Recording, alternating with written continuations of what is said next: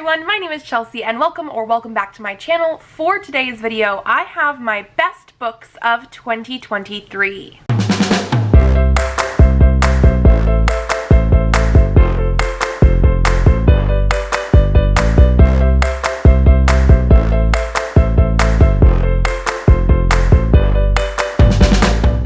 So I recently posted my end of the year stats for 2023. My highest rating in 2023 was a 5-star. So I have quite a few books that I really absolutely loved. My reading was pretty good in 2023. I was able to whittle it down a little bit, so we're actually going to talk about my top 15 books plus my top 5 comics, graphic novels, and manga. I did not read enough of those to do a whole separate video, so we are going to combine them. And I think I'm going to start with the comics, graphic novels, and manga first because of the fact that there's only 5 of them. I will say, just to preface this, I did rank them from the lowest highest rating because these are all great books, all of them, to my favorite book of the year. Some of these were harder to place in order than others. We will talk about the things that I liked, all that kind of stuff. But yeah, it's that time of year. The best books of 2023. So starting in at number 5 for the comics, graphic novels, and manga, I have Alex and Ada volumes 1 and 2 by Jonathan Luna. So this whole series is 3 volumes, and I did actually finish the entire thing. But the reason is actually at the bottom of this list, so number 5, is the fact that I don't think volume 3 was my favorite. It didn't end as well as I thought it could have, but this is a series that reminds me a lot of Detroit Become Human, the video game, which I absolutely love. And it has this whole question of what does it mean to be human, and there is AI, and then there's people that don't like AI, and specifically AI in terms of androids and robots, that kind of thing. I really like the characterization here. I really like the discussion that question did bring up throughout the entire 3-volume series, but like I said, volume 3 seems to have taken a different turn, and so that one I did not like as much, but I 100% enjoyed my time in the series, and volumes 1 and 2 were a full 5 stars. Amazing. Number 4 is going to be Thieves by Junji Ito.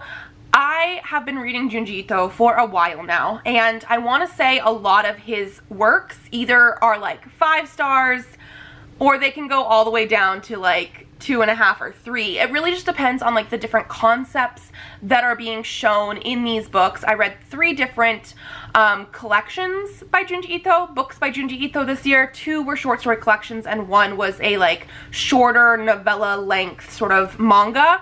And Thieves was my favorite. This is one of the short story collections. I actually don't remember how many short stories are in this one, but there were quite a few that really got me with the sort of graphic, creepy horror nature of it. Okay, it looks like there's actually 9 short stories in here, and I do feel he has some phenomenal storytelling for short form horror manga. I absolutely love the creepy stylistic art style, which of course is very iconic for him, but it does mention that there is Thieves, one of the stories about Thieves. One of the stories has a girl that falls silent and her tongue is transformed into a slug. One has a young man that moves to a new town and finds that the house next door has only a single window, and that neighbor is trying to call out to him. Some of those stories, especially those ones they mention on the back, are so creepy in atmosphere. I absolutely love this one. It's one of my top short story collections by Junji Ito now, basically tying with Shiver and Lovesickness. Moving on to number 3, I have Saga Volume 10 by Brian K. Vaughan and Fiona Staples. So this is the first volume after the hiatus that happened for a few years. They started redoing issues in 2022. I believe it was. And then this came out either at the very end of 2022 or beginning of 2023, and I read it January of 2023. And I absolutely love this series. I mean, I don't think many of these volumes have gotten below a 4 stars. Like, there's been a couple, but most of them are a full 5 star. I do know that this is a whole different like vibe and everything after volume 9, because that's where the hiatus started. So like that was the last volume before that. But this did have a time jump between volume 9 and volume 10, and I just really loved being back in this world, back with these characters, and I can't wait to see where else this is going to go.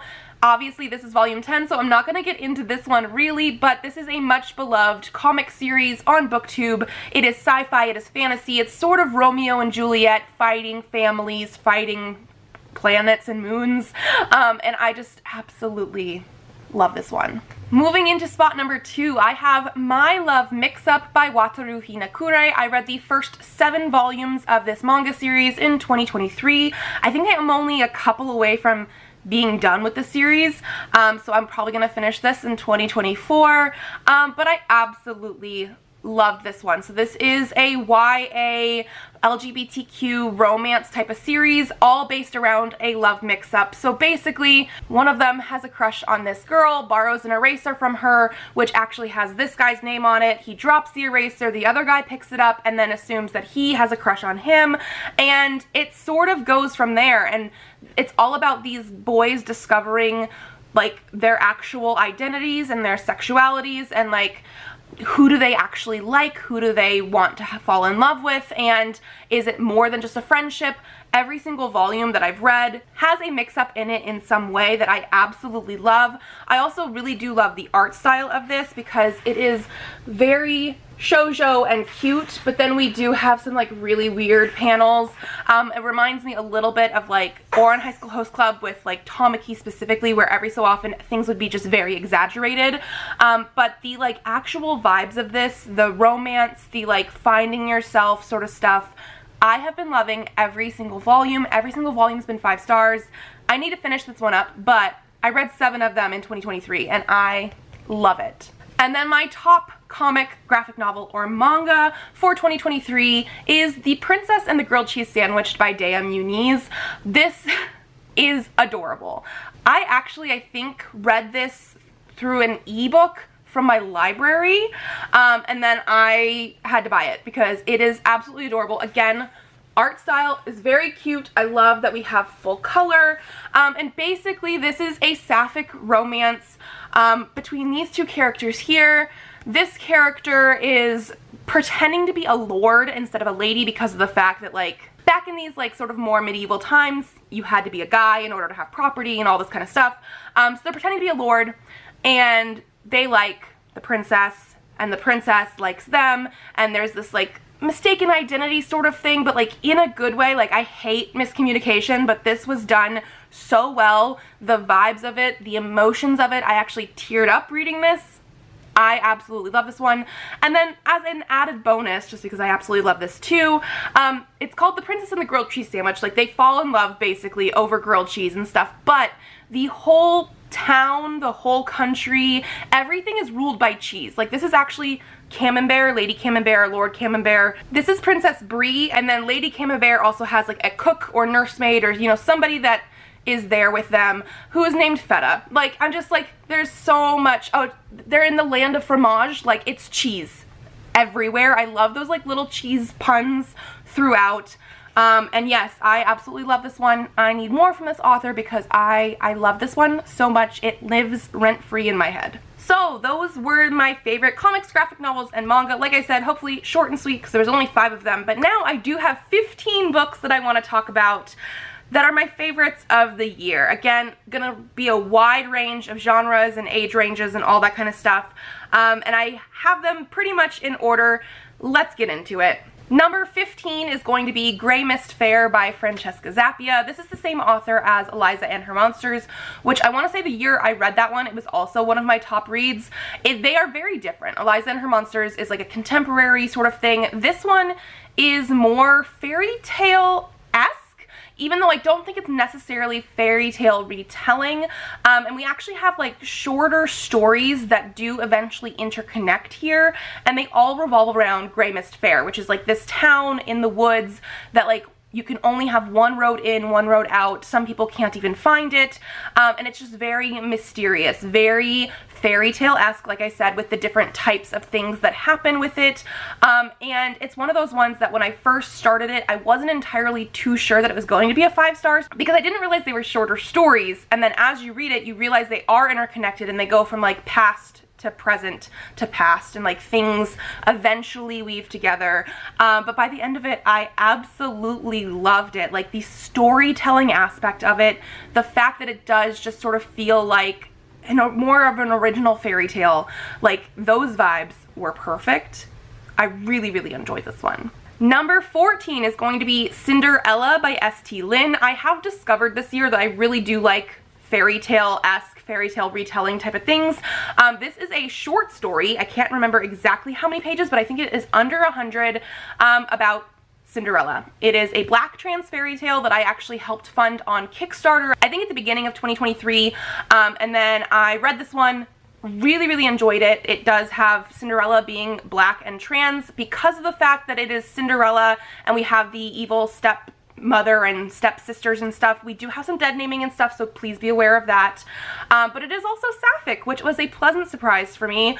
I think because it was a retelling, was able to just sort of let go and just enjoy it for what it was. I did see some valid criticism for some people that they wanted more actual world building and build up of like what the actual magic system was. But because I really enjoyed the characters and like the actual vibes of the story, just knowing for me personally that it was a Cinderella sort of retelling, I was able to just sort of throw those extra things out the window and just enjoy it for like the 80-something pages it had. But I did really like the sort of twist of sapphic and trans for Cinderella. Like I thought that was a very nice inclusion there, and so this was just a really fun one. Number 13 is going to be The Heartbreak Handshake by J.R. Hart. This is a novella romance, which I think I picked up during a Stuff Your Kindle event in 2023 again, I think, at the beginning of 2023, read it later in the year.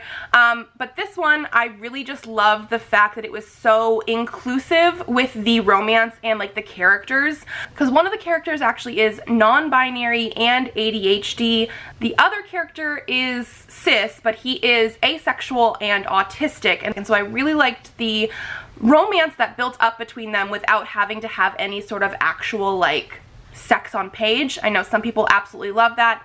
I don't need that in my books, and so I liked the more wholesome actual buildup of the romance. It is also fake dating, which is one of my favorite tropes. And then I liked the way that everything was talked about with those different identities. We got the autism rep like specifically on page, same thing with the ADHD and the different queer identities. Like I just really loved how sort of like everything came together to make just like one happy story. And so again, it was only a novella length story. I do sort of wish there was more in it, but it was perfect for what it was, and it just made me happy to read it. Number 12, we have The Mysteries of Thorn Manor by Margaret Rogerson. This is the novella sort of sequel to Sorcery of Thorns, which I read a couple years ago. Absolutely love, 5 out of 5 stars. Probably was on my list of favorite books. And this is a very low stakes, sort of just like after all of that, almost like a character study, a little bit of romance and that kind of stuff, and I just absolutely love this one. It does have a little bit of a mystery in there, but again, just much lower stakes. And like one of my favorite things about Sorcery of Thorns was the characters. I loved them so much, and the fact that this was basically just about our 3 main characters, I loved it. It does end with a slight opening for like if there could be more in the series, and I really want more because I love this world and these characters so much. But again, it was just happy and like cute, and I loved it. Number 11 is going to be Second Chances in Newport Stephen by TJ Alexander.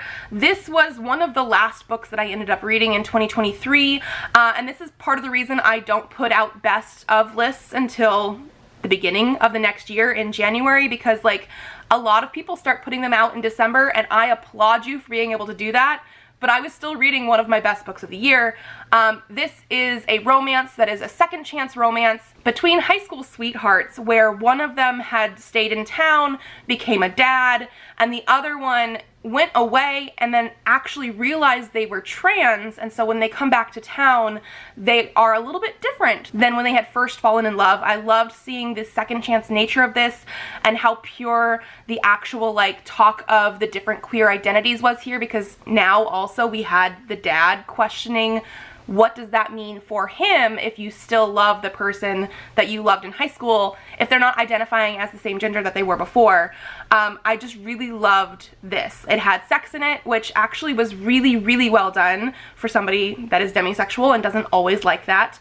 I will say it is not higher on the list because one of our characters is a single dad and the daughter in here is 4. I have a 4-year-old. I do know not all 4-year-olds are the same, but for me personally, they seemed too old and precocious to actually be 4, and so certain situations and things when they were in it would take me out of those. But the actual romance and like queer identities and figuring yourself out again, I absolutely loved. Getting into number 10, I have The Stone Rose by Jacqueline Rayner. This is a Doctor Who novel, probably a short novella. I actually listened to this on audiobook where David Tennant does a narration. I think that definitely helped, but this feels exactly like an episode of Doctor Who, and that is part of the reason it is so high on this list. We have him and Rose, and they go back in time into like this almost like ancient Rome sort of area, and there's a mystery and things get like sci-fi and stuff from there. I just really loved the whole fact that it definitely just feels like a Doctor Who episode in a book. And again, like I said, the narration was done by David Tennant and probably really, really helped me, but this was again a fun time. Number 9 is going to be Scout's Honor by Lily Anderson. This is another one that I checked out from the library that I definitely want to own, and I just don't have my hands on it yet because I listened to it on audiobook. And this is a sort of mix between like Buffy the Vampire Slayer and the Girl Scouts. I know it sounds sort of weird that way, but basically we have our main character of Prudence, who is like a legacy scout. She doesn't want to actually be in the Scouts anymore because they don't just like go sell cookies. They fight interdimensional emotional parasite monster things, and so she had a traumatic experience before. I think we actually are dealing with like anxiety and some sort of PTSD in this as well. I did like the talk of mental health, but she is tasked with like getting new recruits ready, and so this does have some of that like kick-ass Buffy the Vampire Slayer type of stuff in it, but it also has really good friendships and it is quite funny. I really, really just enjoyed this one, and I think part of it was because I used to be a Girl Scout and I love Buffy stuff, and so you get that together and it was like a very weird but perfect mix. It was just so much fun. Moving on to number 8, we have The Deep by Rivers Solomon. This is a novella. This is something that I feel like is very, very well known. Not fun in the sense that a lot of my favorites have been, but very poignant. Like I really liked reading this one and seeing this sort of perspective because of the fact that like our main characters in here are almost like a mermaid siren race, but they are all descended from like dead African slaves that had been kicked overboard on the shipping into like North America and that kind of stuff, and like been birthed from those drownings. And it is quite deep on some of those levels. The deep, I did not mean to do that, I'm sorry, but I really did like the like imagery that it had here. Like I really loved the writing and everything about it.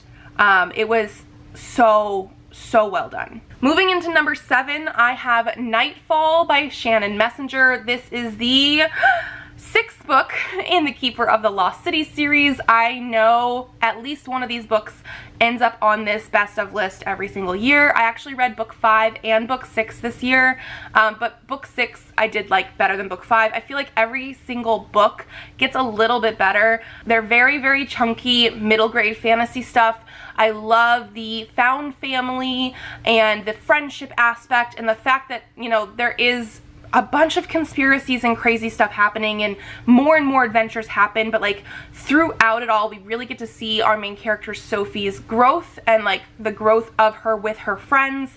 I have no idea where this series is eventually going to end up, but every single time I read it I have an amazing time doing it. I don't want to put the book down.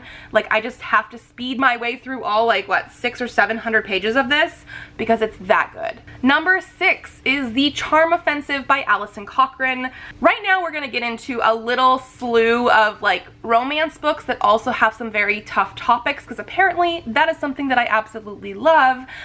So the first one we do have here is The Charm Offensive. This is an LGBTQ male-male romance where one of our characters is dealing with depression, the other one is dealing with like OCD and anxiety, and they're on the set of a like dating show. One of them is the handler of the other and is supposed to be like encouraging him to date the girls, but he's hiddenly gay and all this kind of stuff, and I really loved the emotions that this took me through. We do have that romance in here, but I feel like one of my favorite things is the romances where, yes, it is romance, it is going to make you happy, it's going to give you emotions in some way, but we're also dealing with those harder topics in a way that I really do think was helpful. Like, I love the way that they talked about those mental illness things, and I love the way that they talk about realizing that you're gay and all this kind of stuff as well.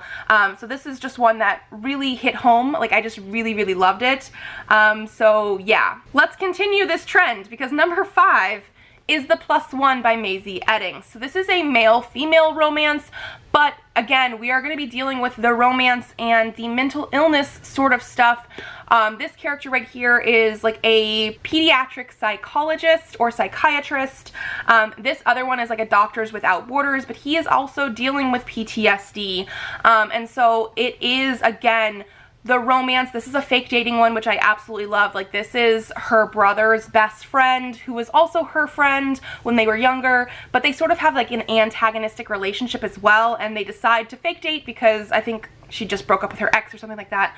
But I really loved the romance and how cute that was and how much emotions it made me feel at the same time as discussing some of these harder topics. I really did love that, because it is something that was very prevalent in here, and I just loved how that came together.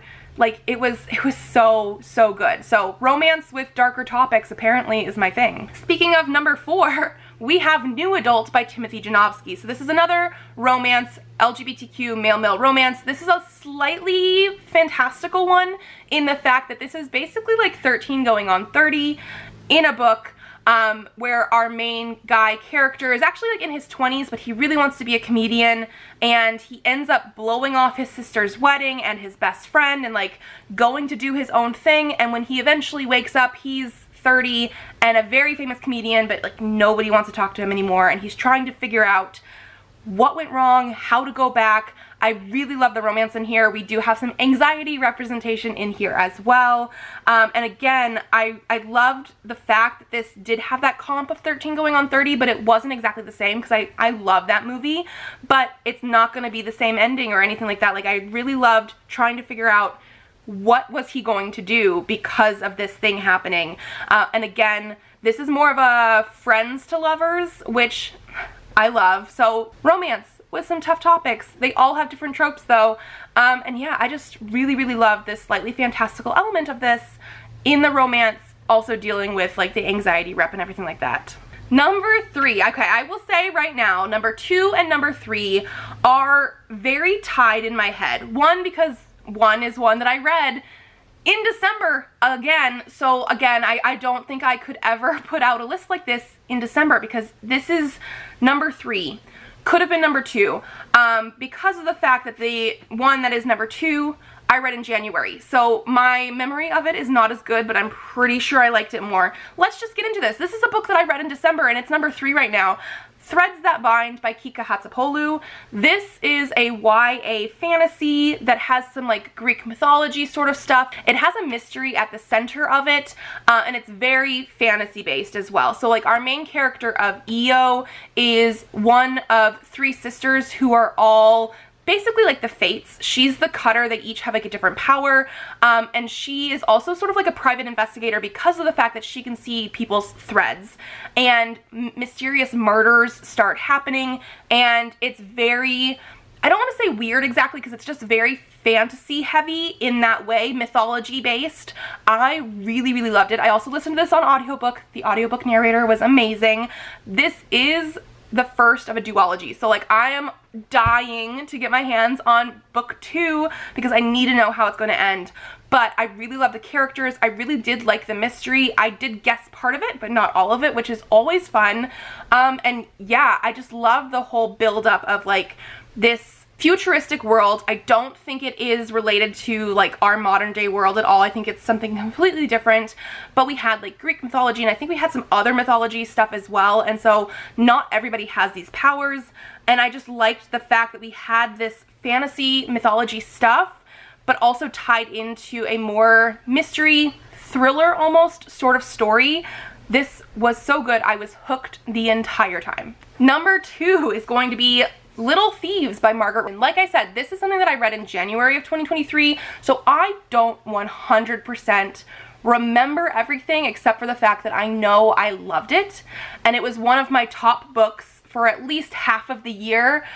So this one and Threads That Bind, that was one of the things that I went back and forth on to see what was number 2, what was number 3, what was number 2, what was number 3 for a while, because this is another YA sort of fantasy one with a girl who has stolen the like place in the palace of, I don't know if it's an empress or a princess, and because she's basically a thief and up to no good, she's been cursed by a god or a goddess, and she has to figure out how to undo the curse. And so this is a very thick book, actually, very atmospheric. I really did love the like little bits of romance that we had in there. I loved the curse aspect. I really liked the fact that a lot of our characters in here were morally gray. I don't, again, remember everything about it except for I loved the vibes. I, again, did not want to put this one down. I want to say because this was such a thick one, it went faster than I thought it was going to. Like, that's usually a good indicator for me of, like, if I'm really into something, is if me reading it seems to go much faster than it normally would or should. So even though I don't remember everything about this, I do know I really liked those elements of the story, and so I'm putting it at number 2, which means now we are officially at number 1. My favorite book of 2023 was Prince and Assassin by Tavia Lark. So this edition came from Rainbow Crate. I absolutely love this. I love the art style. I love our edges. I love that we have like a little cat here and our end papers, and we actually have a bigger cat with our guy here. Like, this is a gorgeous book, and so this is going to be a fantasy romance, LGBTQ male-male romance. This actually is set in a queer normative world, which I absolutely loved. And basically we have one character who is an assassin and one character who is a prince, and the assassin has been tasked with, like, you are going to go kill this prince, but you have to infiltrate yourself into the, like, actual palace, and don't do it until I tell you to. And of course, it doesn't happen right away, so we have time to build these feelings, and I really, really loved the characters. I loved how they played against each other, and how the whole, like, premise of the assassin going in but having to wait and, like, realizing that, like, you're developing feelings. It was amazing. And one of my biggest push for this, and I know I've talked about it a few times on this channel, one of the things that I really, really loved is the fact that we do have cats in here. And so, I mean, like, that's part of the reason we had cats on this and cats on the front cover. This is a fantasy world, and we have fantasy cats. They're, like, really, really big. I think they're called, like, fel cats or something like that. We have 2 in this book. One who has telekinesis and one who has telepathy, so we actually get to hear their thoughts a little bit as well, and they are fully realized characters, and I love them. Love them so, so much. So again, this is a shorter one. It says it's like 279, so less than 300 pages. I devoured this. I really love this one.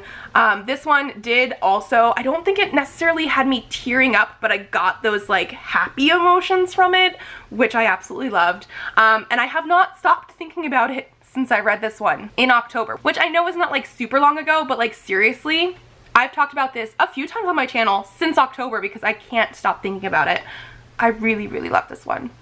Favorite book of 2023. Okay, so that was everything, the 5 comics, graphic novels, and manga that I really loved, plus the 15 top other books of 2023 for me. If you guys like this video, give it a thumbs up to let me know. Subscribe to this channel if you'd like to see more videos. I do have videos coming out on Tuesdays and Thursdays, so I will see you then. Bye!